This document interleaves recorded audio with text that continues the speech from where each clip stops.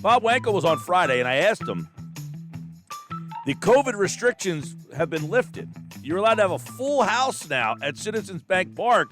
And, Bob, I think there might have been more people at Mainland for your game with Triton and Mainland than there was at Citizens Bank Park on all weekend. That might have been the case, man. I got to tell you, I was blown away on Friday night. I kind of thought we would see 25, 30,000 people maybe, and we saw 15,030 on Friday night. I think they got up a tick over 16 on Saturday, and they were back in the 15s on Sunday. So I think there's a variety of things that go into that, right? The weather was a little bit hot. I think people probably headed for the shore. I think that the Phillies aren't a very good product to watch. I do think that that's definitely part of the equation. And maybe some people just aren't quite ready to get back the way that we thought they were, at least not for that product at this point. So I was surprised. I wonder if the Phillies were surprised. I would have to imagine they were a little bit underwhelmed, a little bit surprised by what they saw out there. I was going to say, I mean, is that something that they're noticing? Like, man, apathy. Like we talked about on Friday is like, hey, at what point do you just rip the Band-Aid off and make that major move just to kind of say, look, we hear you. We know where we have been. We see where we seemingly are going, and we know we have to do something different. 15,000 people come out all weekend long. Are the fans saying, hey, this product is what it is, and we know it. You're not pulling the wool over our eyes.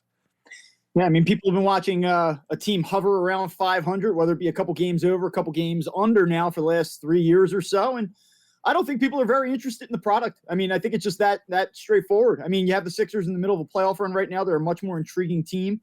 I think the people are kind of still waiting to see whether or not they want to invest their time and energy and money, most importantly, into this team. And right now, they really haven't given the fans a reason to believe or a reason to want to do that. And so that's why this series this week with the Braves and then hosting the Yankees this weekend for a couple games, this is a big, big stretch before they head out west and play the Dodgers and the Giants. And I think we're going to know where this team is headed this summer, probably over the next 3 weeks or so. Yeah, and we kind of feel like we know where this team is headed. They're 28-30. They've been hovering here, right about here. It seems like for 4 years, Bob, right? They have been this same team for almost 4 years where, hey, it's either, bleep or get off the pot. Be something, but don't be this.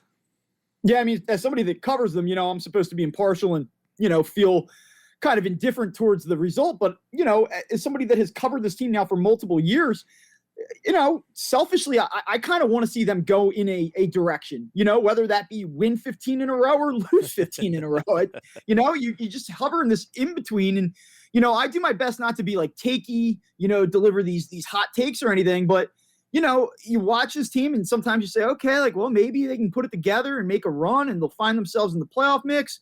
Or, maybe they're just kind of fade off and be 5-6 games under. And it's just kind of tiring to watch a team be in a constant state of limbo for multiple years. And so I feel like that they're hitting this fork in the road where I'd like to see them take one direction just for the sake of everybody's, entertainment and purpose and direction in watching the team. Well, and this is where sports almost has become, as we saw here with the Sixers. If you're not going to be one of the contenders, you're better off being the worst. Is that the same in baseball? We were just saying on this day, 2010, Bryce Harper was the number 1 overall pick. Mike Trout was picked in that draft. Manny Machado was picked in that draft. Chris Sale was in that draft. So is baseball going down a similar path where just being this middle ground is no good?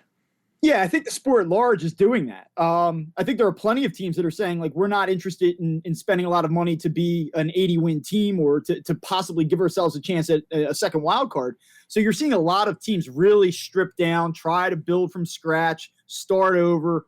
But I just don't think the Phillies have that luxury. Even if that's the right way to do it, which you can argue whether or not that's the right way to do it, the Phillies are a team that haven't been in the playoffs in 10 years. They are a major market team that has expectations, that has star talent here. I just do not think that the Phillies can sell a teardown or any type of retooling to this fan base. They've got to find a way to keep the majority of this core and maybe flip some of the pieces on the peripheral, or some of the pieces on the edges and find a way to make it better. The Phillies just cannot go 14, 15, 16 years now and do another multi-year rebuild without being in the postseason. This is not an easy task because, as you mentioned, they have a core that's not, it's not like this old core. I mean, Bryce Harper's a younger guy still, even though he's been in the league for so long. That you're trying to build around him, but it almost feels like you're trying to figure out a way to build around Allen Iverson. Like he's got so much money tied into him and it was supposed to be, hey, he didn't sign for what he could have so that you can sign around him. But it seems that they're in a financial fork in the road here. Yeah, they are. And, I suggested on Friday that if they were going to trade somebody, the one interesting commodity that they have is Rhys Hoskins. And I actually received some pushback. I had some people tweet at me saying, like, you can't trade him. He's their best player right now. And that's kind of my point. I'm not saying that the Phillies need to look into trading Rhys Hoskins because he's not a good player. I'm saying that the Phillies might want to consider trading Rhys Hoskins because he is a good player and he is not overly expensive. And he could be the type of guy that you flip that changes the DNA or the overall complexion of the team. And unfortunately, I think that that's what this team needs more than anything else. They have some usable parts. They have some talent. I think that they have an ownership that, that ownership group is not exempt from criticism, but I think at heart they want to win. I just think that this is a team that really needs to do something different. And I think that that's one of the ideas that they could potentially explore. And I don't want to reiterate what we talked about on Friday too much, but I think this team has to be creative in how it looks at itself and retools here. Oh, I don't disagree with you at all. To get pushback on that, there's not a lot of options on this team you can move unless you like banging your head against the wall, right? I mean, he's got to be at the top of the list. And this isn't, you stink. This is, you have value, and we need to change the complexion of this roster badly. Yeah, absolutely. People want to trade like Andrew McCutchen. Well, I'm sorry, but Andrew McCutchen doesn't really have any value at this point. He's not going to bring a meaningful return. People want to trade Gene Segura, who's having a nice season, but again, that's not a guy that completely changes the look and the feel of a lineup or a team. You've got to do something, I think, a little bit more aggressive. And I don't know that it's going to happen in season, but I think that's one of the things that Dave Dombrowski's probably looking at right now. Yeah, definitely. Because as you mentioned, other than Bohm, Nola, I guess Wheeler, what guys can you really trade that would make an impactful difference to this roster? I mean, that's it.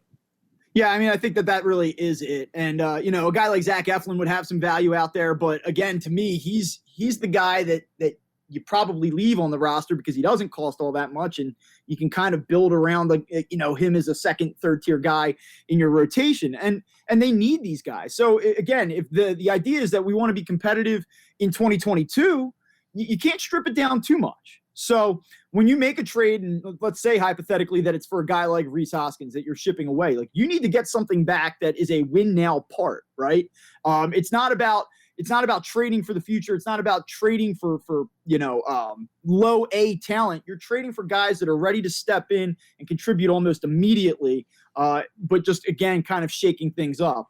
And that's easier said than done. There's not a ton of teams that are really in a position that would make a natural match for the Phillies in that regard. And by the way, this is a team that they won 2 or 3 this weekend against the Nationals, which on Friday I mentioned, you got not Washington, you got to beat them 2 out of 3. They're not very good right now, and they did do that. But I guess we'd be remiss not to mention the role that Herrera continues to have. We talked Friday; they moved him to the top of the lineup, and he continues to kind of be a surprise for them. You almost wonder where this team is without him.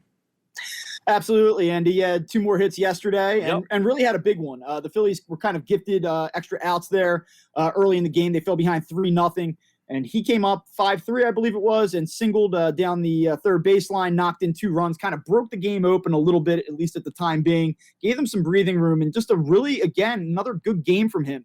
And I just can't even imagine where the Phillies would be right now if they were getting the type of production that they were getting out of the center field spot back in April. Right, that was the number one story, you remember? It was the story. It was historically bad center field play. What are they going to do? They have to make a move now. And right at this point, as we speak, he's been one of the 2 or 3 most productive offensive players on this team. They'd probably be 7 or 8 games under 500 right now without him. Bob Wankel, Crossing Broad, covers the Phillies. Give us a quick explanation of what happened Friday night with Jankowski. I thought you were going to say, give us an explanation what happened Saturday afternoon. I'll get to that in a minute. Oh, man. With Jankowski, I mean, Joe Girardi said it was a bad read. It was a bad read. I agree with that, but he compounded the mistake by just freezing. To have a catcher pop out and run all the way out there and make the play unassisted was absolutely unbelievable. He just froze. You got to go back to second base. You have to make a throw. And it was funny. I know we talked Saturday, and I had said to you, Travis Jankowski gave us the shortest player availability in maybe the history of the Philadelphia Phillies after the game on Friday night. He came on the Zoom. Hey, Travis, what happened on that play? Who got the question in? I actually forget who got the question. I believe it might have been Zalecki. He just said, it was a bad read. I take responsibility for it. And, 5 seconds went by. There was dead air. One of the PR guys said, anybody else? Nope. And he was on his way. It was – what else is there to say, right? He messed up. He knew it. It was an inexcusable mistake. It was just terrible. Now, Bob is also the manager for the Triton Mustangs. They were here on Saturday to face Mainland, and that was a game that I called, so it was kind of interesting. I'm doing the play-by-play. He's managing the game, and you could watch the game. It was fantastic. Triton goes down 4-0. They come back and take a 7-4 lead with 2 outs in the 6th.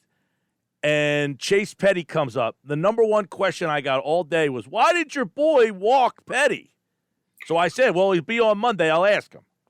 Yeah, this is weird. It's like a role reversal. Usually I'm asking that question. Hey, listen, there's a reason that kid's going to possibly be making millions of dollars here in the coming weeks. He's a great player. He's a great pitcher. He's a great hitter, and we knew that going in. Very, very long story short, I understand why people ask that question. It was definitely a tough decision in the moment, but I don't really regret it, to be honest with you. He put a swing on a ball. It was a windy day. He really had to cut through the wind to get it out of there. Our starter was nearing the pitch limit at that point. We did not have a lot of depth available to us behind him. And frankly, it wasn't the last inning. We still had to get another 4 outs, and we didn't want to put the tying run on base with 2 very, very good hitters behind Petty in that spot. And, we felt that if they came up with the bases loaded, we're a single away now. We're only up 1, and we still have to get 4 outs, 4 outs with a pitcher at that point who doesn't really have a lot of varsity experience. And so we were aggressive, and I trust my players, and the kid made a great swing on it. It didn't win the game. It was still tied going into the 7th, and right. We just didn't have enough. But that's a great team. There's a reason that they're 22-3. There's a reason that they're the 1 seed in Group 3, and I was very, very proud of our team, and it was a great opportunity, a great atmosphere to be down there, and it was really good. It was good to be a part of it, but I'll be taking that one with me for a very, very long time. There's no doubt. That was a great text you sent me Saturday night. It was cool, and I said during the broadcast, I was like, "There's a lot of wind. You got a soft tossing lefty and a guy who takes big hacks. Stranger things have happened, and he pushed that thing through the wind, man. It went out like a – when it got through that wind the way it did, I was like, geez, that was like the perfect storm for him. Yeah, what concerned me was that it was so low. The previous inning, our catcher had taken a ball out to center field, and he kind of got under a little bit. So the ball was elevated, and I think the wind kind of was able to manipulate the ball a little bit. Center fielder out there, that Elliott kid for Mainland made just an absolutely fantastic play, saved 2 runs, and really everybody will talk about the Petty home run, and rightfully so, but the kid out in center field, I think, saved that game for them. Petty, by the way, made a heck of a play at second base in the 7th inning, which I for sure thought was a base hit. Yeah, from where I was standing, I thought it was too. And then I got back into the dugout, and everyone said, we thought it was through. And he showed why I think he's probably the best player in South Jersey. So credit to him. All right, Bob. Well, obviously the Phillies have an important series, as you kind of mentioned. They got the Braves coming up. We'll take a look at this Phillies week coming up at the end of the week. Phillies Braves tonight, and he, like all guests, appeared via the Boardwalk Honda Hotline. I like that shirt. I'm in my summer mode now, man. Baseball season's over. I'm trying to relax. I'm trying to bring down the stress and anxiety levels here a little bit. So, we're in vacation mode now. Awesome. All right, man. I'll talk to you.